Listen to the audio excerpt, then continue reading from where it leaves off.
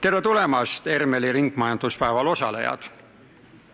Tänu teie otsusele tulla kohale ja võtta osa tänasest programmist poleks see üritus üldse saanud toimuda ja poleks olnud ka võimalust, et muutuksid meie siinolijate senised mõttemustrid. Tõenäoliselt läheb igaüks meist täna siit tagasi millegi võrra täienenud arusaamisega oma ümbrusest, kus ta on tegev, ja panustabki sellega järgnevasse arengusse. Ermeli juhatus tänab eriti keskkonnaministrit, riigiasutuste ja omavalitsuste esindajaid ning kõiki esinejaid ja paneliste, et te nõustusite täna meiega jagama oma seisukohti. See tähendab seda, kuidas te näete tervikpildis meie tänast olukorda Eestis, ehk kuhu me oleme välja jõudnud ning milliseid ootusi panete erinevatele osapooltele koostöö osas esile tõusnud oluliste probleemide lahendamisel. Nimelt need kaks võtmesõna, tervikpildi nägemine ja osapoolte koostöö kirjeldamine ühise eesmärgi poole liikumiseks võiksidki olla meil meeles, kui täna arutleme teemal ettevõtted, kohalikud omavalitsused ja riik, kes peaks võtma initsiatiivi ja vastutuse. Miks sellised võtmesõnad ja teemad on aktuaalsed, selgitan näitega igapäevasest elust. Mõned nädalad tagasi avasin ajalehe ja kohe torkas silma õiguskantsleri järeldus, et Eesti ühiskonda iseloomustab meeleolu langus ja tigeduse tõus eelmisel aastal.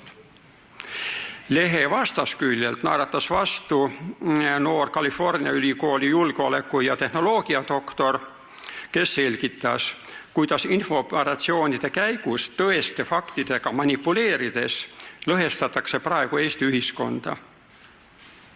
Ideoloogilise vastase eesmärk on seejuures õhutada selgelt polariseeritud gruppe üksteise vastu veelgi enam välja astuma, liikuma poliitilistesse äärmustesse ja sellega murendama ühiskonda ning usaldust Eesti riigi institutsioonide ja ametiasutuste vastu.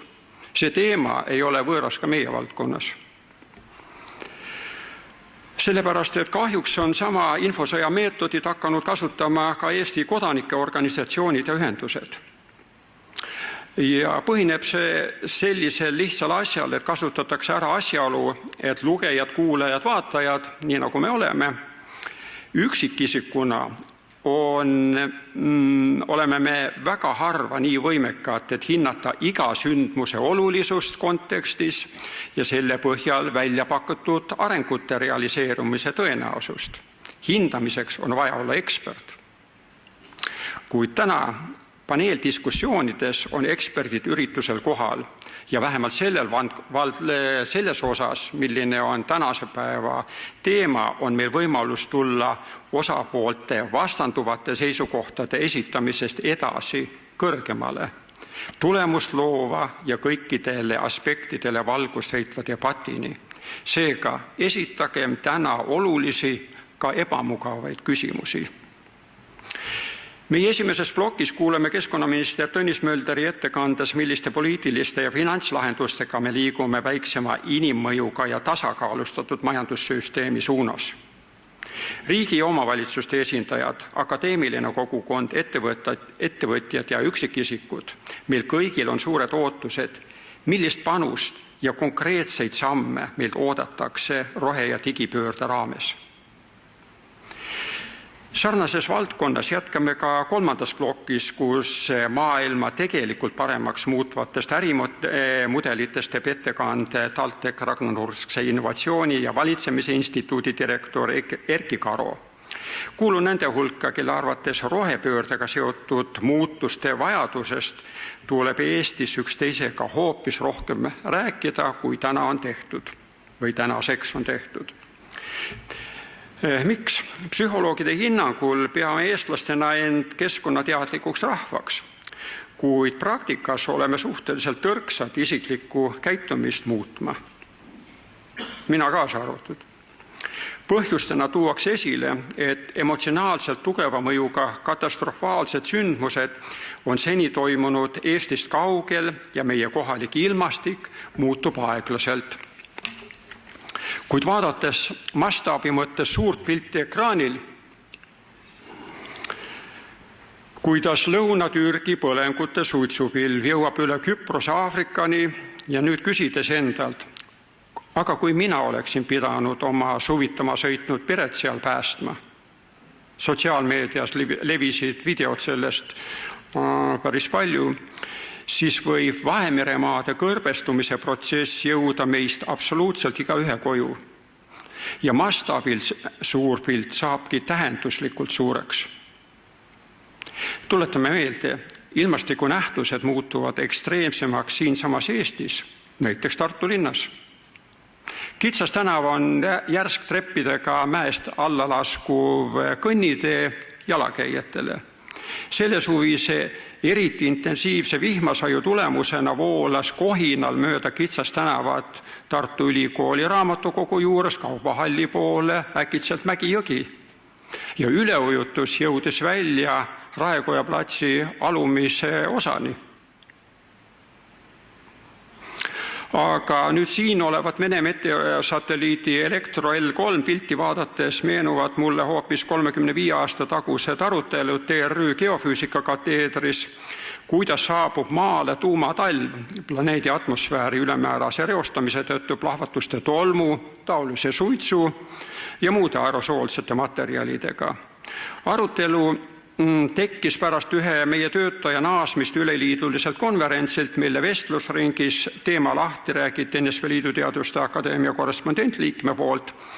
Ja oluline on täna meenutada seda põhjusel, et niimoodi algas 80ndate keskel Nõukogude Liidus seniajani salajaste, see tähendab sõjalist tähtsust omavate mudelarvutuste tulemuste osaline avalikustamine, mis käivad maa kliima tehnilise mõjutamise tagajärgede kohta. Ingliskeelses ja rohkem tänapäevases terminoloogias räägitakse tavaliselt ohust rahvuslikule julgeolekule. Kuna tookord taoliste kaitsetööstuse tarbeks tehtavate kunstlike ilmastikunähtuste mudeldamisega lähemalt kursis olev professor selle arutelu juures vaid naeratas mõistvalt ja ütles, no jaa, kui üks kolleeg tema käest küsis, aga kliimasõjad ei ole ju võimalikud, siis sellepärast ongi mul see seniajani meeles ja ma ütlen, et tuleb ka täna teadlastelt küsida, milline on tegelikult kaitsetööstuse arenduste tegelik mõju inimtekkelistes keskkonnamuutustes.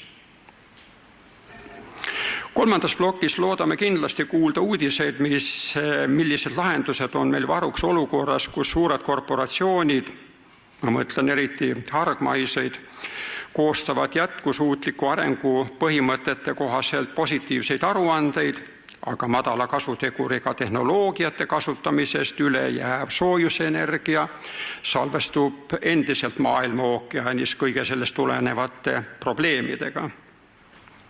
Kui hea on globaalse soojuspumba tervis, mis meil siin seniajani kliimat stabiliseerib ja hoiab sellisena, nagu ta veel on?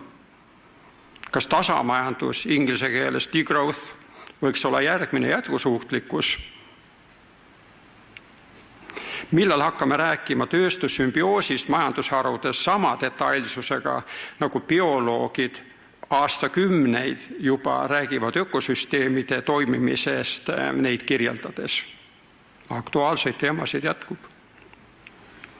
Tehnilistele aspektidele, kuid mitte ainult, on pühendatud meie teise ploki ettekanne ringmajandusekspert Peeter Eegilt. Vajalikud rohetehnoloogiad oma eesmärgilt peavad korda saatma midagi tööstuslikku tänase olukorraga võrreldes suurte muutuste esilekutsumiseks. Kuid lugedes äsja Euroopa Liidu tööstusstrateegiast, et teenused annavad 70% SKT-st ja energiasõltuvus välisallikatest on liidus kasvanud 60%-ni, siis ma küsin panelistidelt, et kes ja milliste ressurssidega rohetehnoloogiaid ellu hakkavad viima.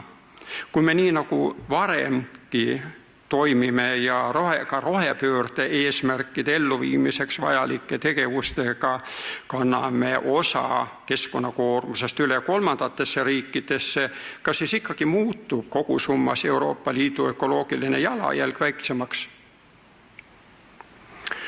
Aga jäädes optimistlikuks keskkonnatehnoloogiaga tegelevaks inimeseks, soovin meile kõigile samamoodi, nagu tegid tehnoloogia-ajakirja Wired toimetajad. Meil on üks ainus planeet Maa ja tehnoloogiat tema päästmiseks hakkame pihta. Sisukat ringmajanduspäeva!